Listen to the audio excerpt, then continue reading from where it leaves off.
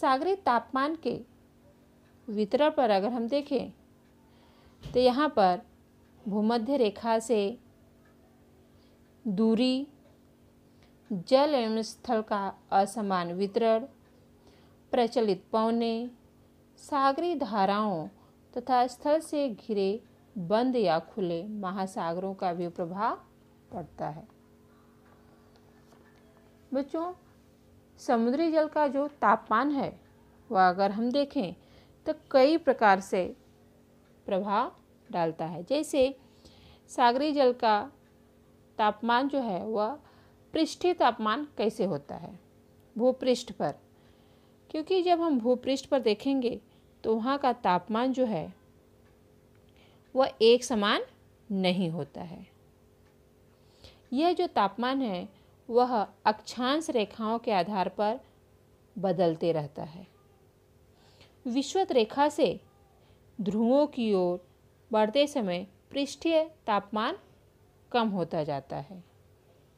पृष्ठीय तापमान विषुवत रेखा के जो समीप क्षेत्र है वहाँ पर 25 अंश सेल्सियस तथा मध्य अक्षांश रेखीय प्रदेश में 16 अंश सेल्सियस और ध्रुवों के समीप 2 अंश सेल्सियस पाया जाता है।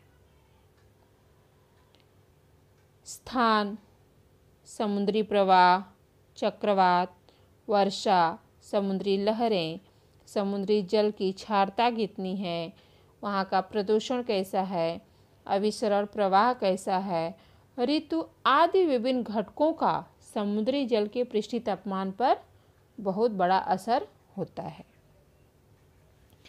अगर इसे आगे हम बढ़ते हैं तो गहराई के अनुसार समुद्र जल का तापमान कैसा होता जाता है। जैसे जैसे हम समुद्र सतह से नीचे की ओर जाते हैं, गहराई में जाते हैं, वैसे वैसे वहाँ का तापमान कम होता जाता है। अगर हम अधिक गहराई में जाते हैं तो वहाँ पर तापमान का बहुत बड़ा अंतर नहीं होता है।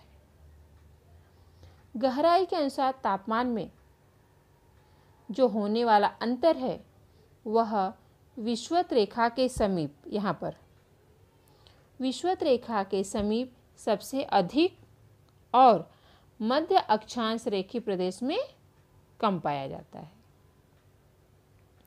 ध्रुवीय प्रदेश में उत्तरी ध्रुव और दक्षिणी ध्रुव, ध्रुवीय प्रदेश में जो पृष्ठीय तापमान होता है वह और गहराई में पाए जाने वाला तापमान जो है वह दोनों क्या होता है, समान होता है। यहाँ का पृष्ठीय तापमान और समुद्र जल के अंदर जो तापमान है, गहराई के अनुसार जो तापमान, वो दोनों क्या होता है, बराबर होता है। 2000 मीटर की गहराई के बाद अगर हम देखते हैं तो समुद्र जल का जो तापमान है वह विषुवत रेखा से ध्रुव की ओर जाते समय सब जगह 4 अंश सेल्सियस तक ही पाया जाता है। अगर हम अधिक गहराई में जाते हैं तो समुद्र का जल कभी भी जमता नहीं है और साथ ही भूवेष्टी समुद्र की तुलना में खुले समुद्र का जो जल है उसका तापमान कम होता है। बच्चों, इसके साथ ही अगर हम देखें तो जो सूर्य की किरणें हैं समुद्र के पृष्ठ से कुछ मात्रा में परावर्तित होती हैं और कुछ मात्रा में एक निश्चित गहराई तक ही पहुंचती हैं।